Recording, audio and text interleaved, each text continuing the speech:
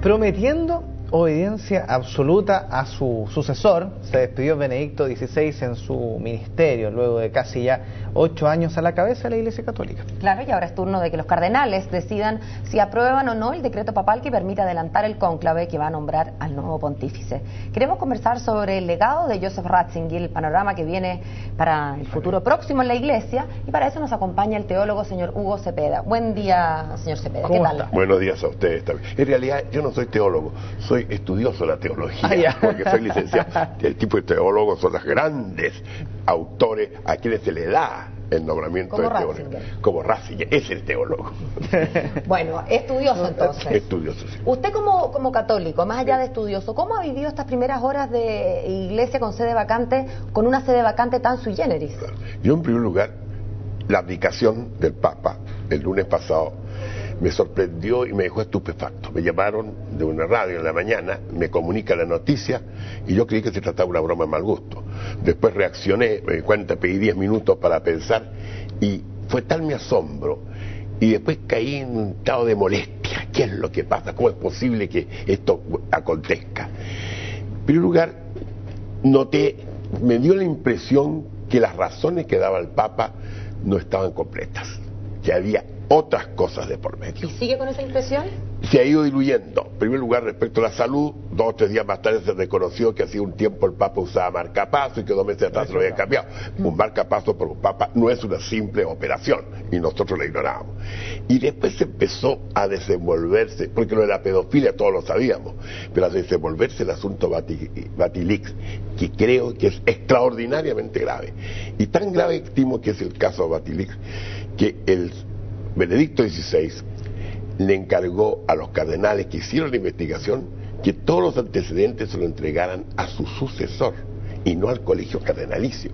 En circunstancias, en mi modesta manera de ver las cosas, el colegio cardenalicio debería conocer todos sus antecedentes antes de emitir su voto en el cónclave. Pero entonces esa información da para pensar que no es solamente la salud lo que exactamente, y que las razones expuestas y las investigaciones hechas en este caso son de extraordinaria gravedad. Y esto, por supuesto, que va a provocar que el nuevo pontífice va a tener una tarea enorme. Entonces aquí viene el problema ahora comparándolo con la salud. El Papa tiene casi 86 años, el ex-Papa.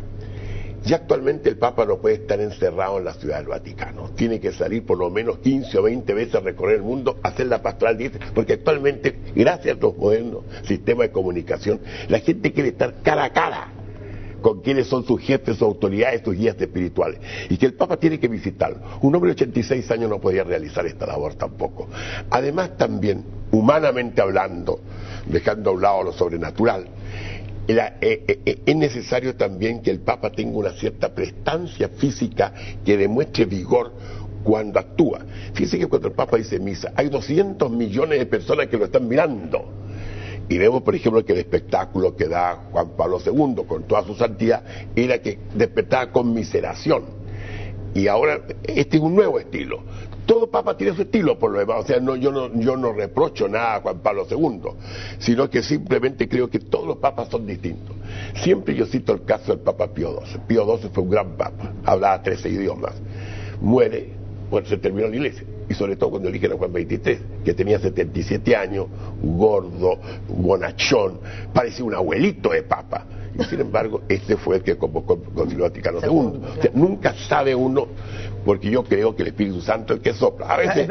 A propósito del Espíritu Santo, para allá íbamos. Porque dicen que en el fondo, en el cónclave, es el Espíritu Santo el que llama a los cardenales a este voto, y por lo tanto la oración es algo sumamente importante. Sí.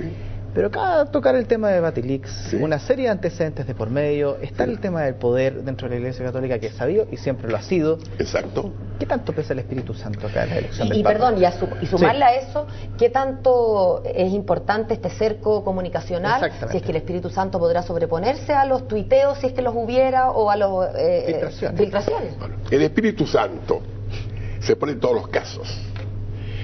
Y todas las situaciones, incluso las más abyectas, las transforma en un fin bueno en definitiva. Cuando los cardenales votan, al frente está el fresco de Miguel Ángel, arriba el Cristo que juzga, el que viene a juzgar a los vivos y a los muertos, no el que muere en la cruz. Y allí entonces juran fidelidad a su deber.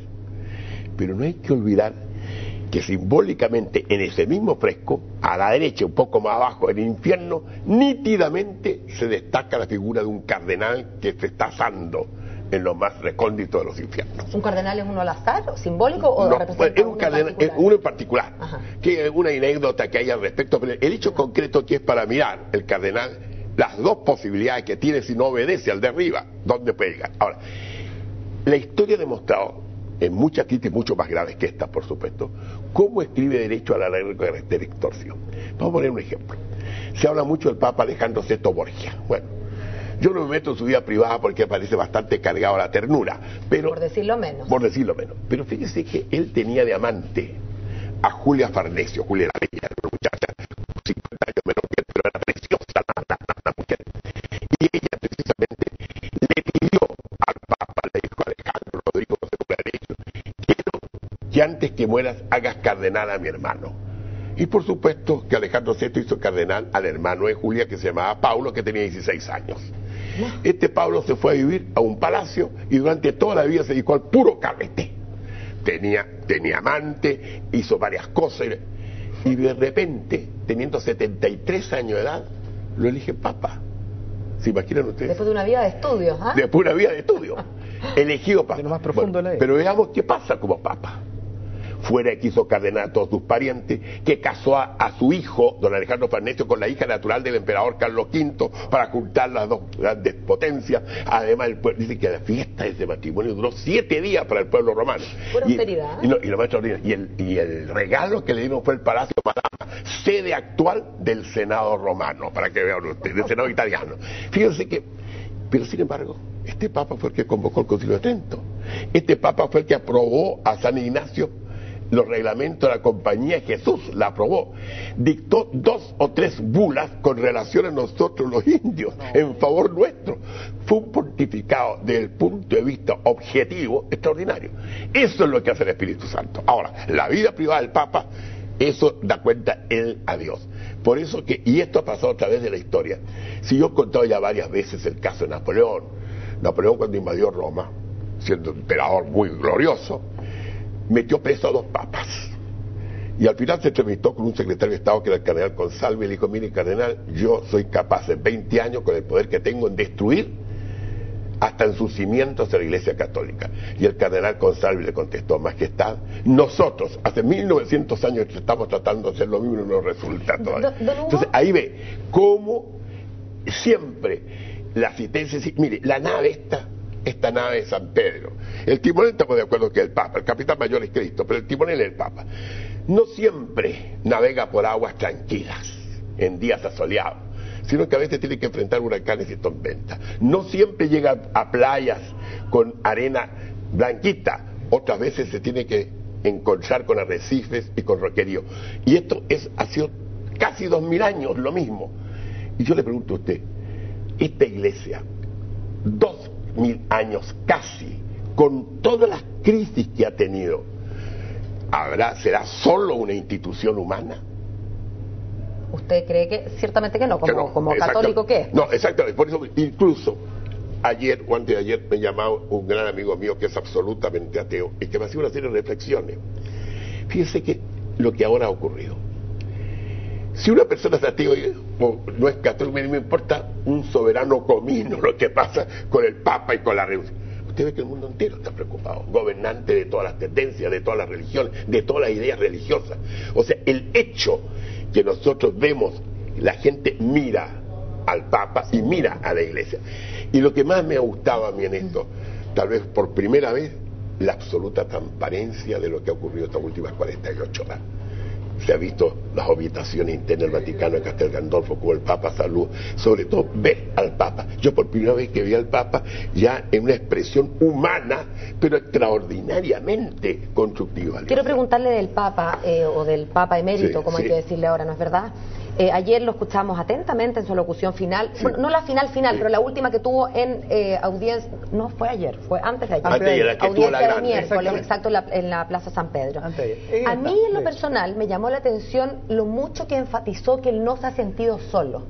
Tanto que llegué a pensar como en la frase de dime de qué te jactas y te diré de qué careces. ¿De qué careces? A mí fue la primera reflexión que me vino a la mente. ¿Usted comparte conmigo esa percepción de que finalmente sí ha estado solo? Yo comparto con usted esa expresión. Yo creo que es la soledad humana del poder. No solamente de los papas, sino que de los reyes, de los presidentes, de todo. Y quizás agregada, perdón, don Hugo, por todo lo que está pasando en este momento. Exactamente, y yo creo igual. La falta, sobre todo cuando ya se es anciano. Pasa lo mismo con un presidente de república. Usted cree que en los últimos meses el presidente de república ya queda totalmente solo. Su poder disminuye. Igualmente pasa humanamente con el Papa, porque esta es una institución humana también.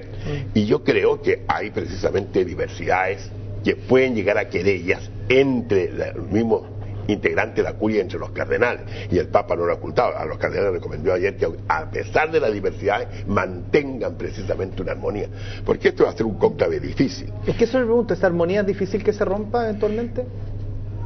Es difícil, Sí, pero puede ocurrir.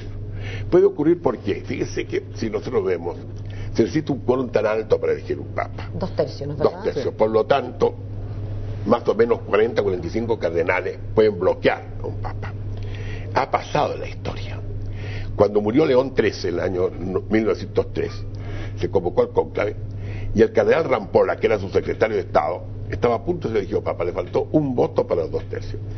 Y se paró un cardenal en nombre del emperador Francisco José, que en su calidad de rey de Hungría vetó a Rampolla. Cosa que hoy en día ya no existe esto. Ahora acá. Y viene la nueva votación y empezó a subir José Sarto, patriarca de Venecia, que salió elegido y tomó el nombre de San Pío X, que ha sido uno de los más grandes papas que hemos tenido.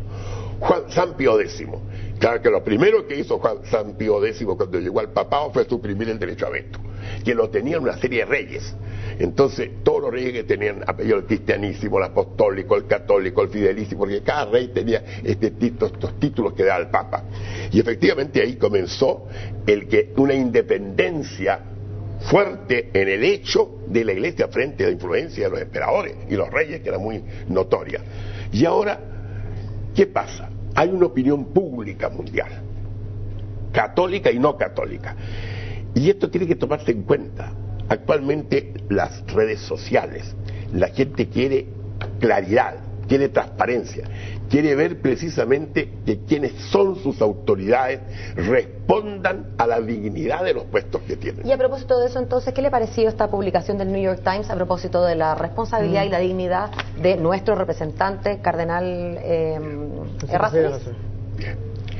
Vamos a analizarlo. Primero analicemos el diario La República, que fue el primero en decir estas cosas. El diario La República, desde que se fundó, ha sido anticlerical. O sea, no es mucho la autoridad que para nosotros pueda tener. Respecto de la publicación neoyorquina, efectivamente hace una serie de imputaciones, se hace eco de ciertas críticas a algunos cardenales, entre ellos al nuestro, a Monseñor Errázuriz. Yo personalmente siento gran respeto y afecto por la calidad personal y pastoral de Monseñor Errázuriz. Yo creo que en las circunstancias en que él tuvo que actuar, actuó como correspondía hacerlo. Incluso hizo las denuncias, aplicó las sanciones y todo. Lo importante en esto, alguien me dijo un día, pero estos 6 cardenales tienen tarjeta amarilla. Sí. Pero no nos olvidemos que la tarjeta amarilla la da un juez, el árbitro del partido, no el público que está en la galería. Por lo tanto, no puede impedirse la entrada de un cardenal por el hecho de que alguna publicación o algún grupo de personas, por muy respetables que sean, traten de vetarlo. Porque en realidad no puede la Iglesia dejar a la prensa, a los medios de comunicación social, a la ONG o a los grupos humanos que dirijan un cónclave. Sería sumamente grave. Una vez pasó en la historia. Por ahí a finales del siglo XIV, en Roma se reúnen los cardenales para elegir un papa, y el pueblo romano le impuso, entraron dentro del cónclave, le impusieron la elección de Urbano VI, que ni siquiera era cardenal. Pero no vamos a dar malas ideas, porque este cónclave... Sí, pero ¿qué pasó? Que varios cardenales después denunciaron este hecho y eligieron otro papa, que fue Viraviñón. Resultado, 40 años de cisma. Por eso que estas cosas son muy delicadas, y yo creo que por eso que personalmente hay que tener confianza como le digo, yo era bastante crítico de la renuncia los primeros días, le digo con toda honestidad, incluso hice declaraciones públicas, no gustándome todas estas cosas y creyendo que no se decían todas las cosas. Pero ahora me he ido dando cuenta de muchas cosas, y sobre todo se me ha engrandecido la figura de Benedicto XVI. Fíjese que el día de ayer, cuando se despidió de los cardenales y de los monseñores del Vaticano, 214 o 220 personas, tuvo más de una hora despidiéndose con uno, diciendo una palabra, porque había cardenales que lloran. Claro que otros daban una lata, entre ellos el cardenal Echegaray, que tiene 95 años, no se iba nunca, tuvo como 4 minutos, el gentil hombre trataba de sacarlo y él hacía así. Y decía, bueno, pero usted con qué afabilidad, y cómo resistió, y enseguida los discursos, y un discurso que a mí mucho me llamó la atención por último, no dijo queridos hermanos, ni queridos hijos, nada, dijo queridos amigos, o sea, diciendo ya son amigos, ya prácticamente no son mis hijos, y precisamente hizo una alocución del valor de la amistad. Hablando en Castel Gandolfo, dice usted, en la Plaza de Damasco. Castel Gandolfo, de la amistad, o sea que ya él pasa a ser peregrino esperando su muerte. Él lo primero que hizo fue aclarar que va a obedecer al próximo Papa, y va a tener absoluta obediencia, pero además él no va a tener ningún tipo de atribuciones, absolutamente. Fíjese una cosa curiosa. Según la ley canónica, cuando hay un matrimonio religioso, el competente para casarlo, porque si no sería nulo el matrimonio, es el párroco del lugar o el sacerdote que él autorice. Si eso no ocurre, el matrimonio es nulo. El obispo puede casar dentro de su diócesis. ¿Qué pasa ahora si una pareja quiere casarse hoy día en Castel Gandolfo por Benedicto? Va a tener que pedirle permiso al párroco. O sea, para que vea usted, sin embargo, él tiene una cierta respetabilidad, va a seguir escribiendo, pero ya no con la autoridad del Papa, va a seguir escribiendo como un destacado teólogo. Claro. Queremos agradecer haber estado junto a nosotros. Un placer escucharlo, una pena que la televisión tiene tiempos así, pero la verdad es que una cultura y una cantidad de historias que escuchar fascinantes. Todo eso nosotros lo sabemos y en realidad me adapto a lo posible. Y yo les agradezco a ustedes que me hayan dado esta ocasión. Gracias. Muchas gracias, esté muy bien. Gracias.